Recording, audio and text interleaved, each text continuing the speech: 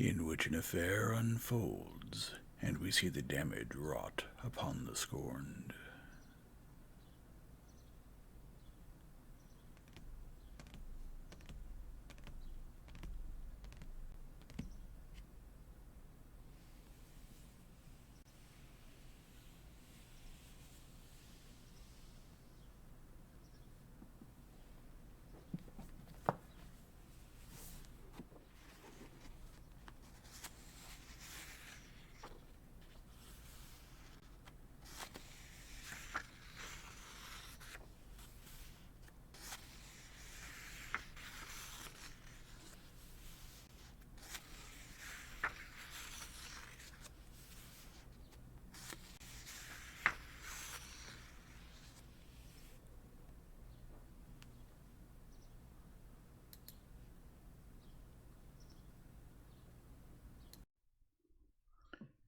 Chapter 7.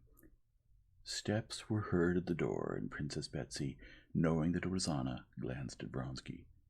He was looking at the door, and his face had a strange new expression. He was looking joyfully, intently, and at the same time timidly at the entering woman, and slowly getting up from his seat. Anna was entering the drawing-room, holding herself extremely straight, as always, with her quick, firm, and light step, which distinguished her from other society women, and, not changing the direction of her gaze, she took the few steps that separated her from the hostess, pressed her hand, smiled, and with that smile turned round to Vronsky. Vronsky made a low bow and moved a chair for her. She responded only with an inclination of the head, then blushed and frowned, but at once, while quickly nodding to acquaintances and pressing the proffered hands, she addressed the hostess. "I was at Countess Lydia's, and intended to come earlier, but had to stay. Sir John was there. He's very interesting." "Ah, it's that missionary?" "Yes, he was telling very interesting things about Indian life." The conversation, disrupted by her arrival, began to waver again like a lamp flame being blown out. "Sir John?" "Yes, Sir John. I've seen him. He speaks well. The Vlassiev girl is completely in love with him." "And is it true that her younger sister is marrying Topov?" "Yes, they say it's quite decided." "I'm surprised at the parents. They say it's a marriage of passion." "Of passion? What antediluvian thoughts you have! Who talks about passions these days?" said the ambassador's wife. "What's to be done? This stupid old fashion hasn't gone out of use," said Vronsky. "So much the worse for those who cling to it. The only happy marriages I know are arranged ones." "Yes, but how often the happiness of an arranged marriage scatters like dust, precisely because of the appearance of that very passion which was not acknowledged," said Vronsky. "But by arranged marriages, we mean those in which both have already had their wild times. It's like scarlet fever. One has to go through it." "Then we should find some artificial inoculation against love, as with smallpox." "When I was young, I was in love with a beetle," said Princess Miyagi. "I don't know whether that helped me or not." "No joking aside, I think that in order to know love, one must make a mistake and then correct it," said Princess Betsy. "Even after marriage," the ambassador's wife said jokingly. "It's never too late to repent," the diplomat uttered an English proverb. "Precisely," Betsy picked up. "One must make a mistake and then correct oneself. What do you think?" She turned to Anna, who, with a firm, barely noticeable smile on her lips, was silently listening to this conversation. "I think," said Anna, toying with the glove she had taken off, "I think if there are as many minds as there are men, then there are as many kinds of love as there are hearts." Vronsky was looking at Anna and waiting with a sinking heart for what she would say. He exhaled as if after danger when she spoke these words. Anna suddenly turned to him. "And I have received a letter from Moscow. They write that Kitty Sherbatsky is very ill." "Really?" said Vronsky, frowning. Anna looked at him sternly. "That doesn't interest you?" On the contrary, very much. What exactly do they write, if I may ask? Anna rose and went over to Betsy. "Give me a cup of tea," she said, stopping behind her chair. While Princess Betsy poured her tea, Vronsky came over to Anna. "What do they write to you?" he repeated. "I often think that men don't understand what is noble and what is ignoble, though they always talk about it," Anna said without answering him. "I've long wanted to tell you," she added, and moving a few steps away, sat down by a corner table with albums on it. "I don't quite understand the meaning of your words," he said, handing her the cup. She glanced at the sofa beside her, and he sat down at once. "Yes, I've wanted to tell you," she said without looking at him. "You acted badly. Very, very badly." "Don't I know that I acted badly? But who was the cause of my acting so?" "Why do you say that to me?" she said, glancing sternly at him. "You know why," he replied boldly and joyfully, meeting her eyes and continuing to look. It was not he, but she, who became embarrassed. "That proves only that you have no heart," she said. But her eyes said that she knew he did have a heart, and because of it, she was afraid of him. "What you were just talking about was a mistake, and not love."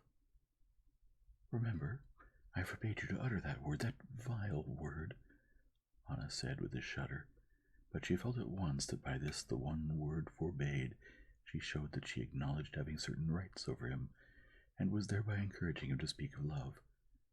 "I've long wanted to tell you that," she went on, looking resolutely into his eyes, and all aflame with that blush that burned her face.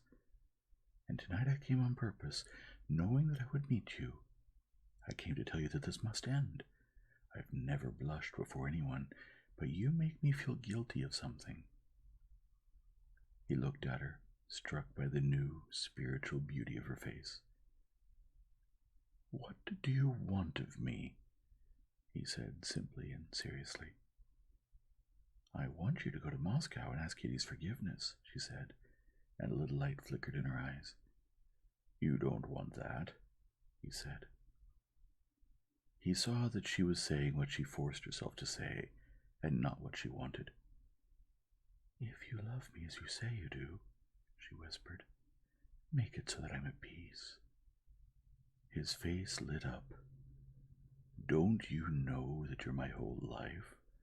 But I know no peace and cannot give you any. All of myself, my love, yes. I cannot think of you and myself separately. You and I are one for me, and I do not see any possibility of peace ahead either for me or for you. I see the possibility of despair, of unhappiness, or I see the possibility of happiness, such happiness. Isn't it possible?" he added with his lips only, but she heard him. She strained all the forces of her mind to say what she ought to say. But instead, she rested her eyes on him, filled with love, and made no answer. "There it is," he thought with rapture, "when I was already in despair and when it seemed there would be no end. There it is. She loves me. She's confessed it." "Then do this for me.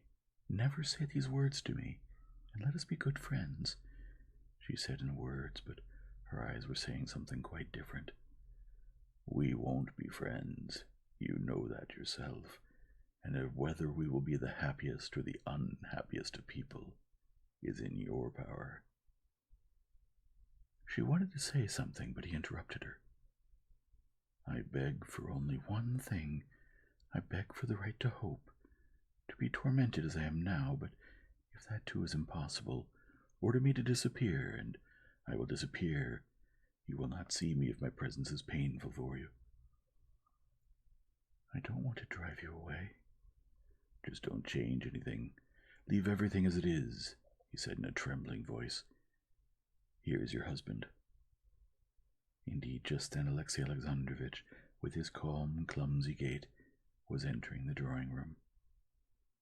Having glanced at his wife and Vronsky, he went over to the hostess, sat down to his cup of tea and began speaking in his unhurried, always audible voice, in his usual jocular tone, making fun of somebody. "Your Rambouillet is in full muster," he said, glancing around the whole company. "Graces and muses." But Princess Betsy could not bear this tone of his, which she called by the English word sneering, and being an intelligent hostess, at once led him into a serious conversation on universal military conscription. Alexey Alexandrovitch at once got carried away with the conversation, and began, earnestly now, to defend the new decree against Princess Betsy, who attacked it. Vronsky and Anna went on sitting by the little table. "This is becoming indecent," one lady whispered, indicating with her eyes Vronsky, Anna, and her husband. "What did I tell you?" Anna's friend replied. And not these ladies alone, but almost everyone in the drawing-room, even Princess Miyagi and Betsy herself, glanced several times at the two who had withdrawn from the general circle, as if it disturbed them. Alexey Alexandrovitch was the only one who never once looked in their direction, and was not distracted from the interest of the conversation that had started. Noticing the unpleasant impression produced on everyone, Princess Betsy slipped some other person into her place to listen to Alexey Alexandrovitch, and went over to Anna. "I'm always surprised at the clarity and precision of your husband's expressions," she said. "The most transcendental notions become accessible to me when he speaks." "Oh, yes," said Anna, radiant with a smile of happiness and not understanding a word of what Betsy was saying to her. She went over to the big table and took part in the general conversation. Alexey Alexandrovitch, after staying for half an hour, went up to his wife and suggested they go home together. But she, without looking at him, replied that she would stay for supper. Alexey Alexandrovitch made his bows and left. The Karenina coachman, a fat old Tartar in a glossy leather coat, had difficulty holding back the chilled grey on the left, who kept rearing up by the entrance. The footman stood holding the carriage door open. The doorkeeper stood holding the front door. Anna Arkadyevna, with her small, quick hand, was freeing the lace of her sleeve, which had caught on the hooks of her fur coat, and, head lowered, listened with delight to what Vronsky was saying as he saw her off. "You've said nothing. Let's suppose I also demand nothing," he said. "But you know it's not friendship I need. For me there's only one possible happiness in life, this word you dislike so. Yes, love." "Love?" she repeated, slowly with her inner voice, and suddenly, just as she freed the lace, added, "That's why I don't like this word, because it means too much for me, far more than you can understand." And she looked him in the face. "Goodbye." She gave him her hand, and with a quick, resilient step, walked past the doorkeeper and disappeared into the carriage. Her look, the touch of her hand, burned him through. He kissed his palm on the place where she had touched him, and went home, happy in the awareness that he had come closer to attaining his goal in that one evening than he had in the past 2 months.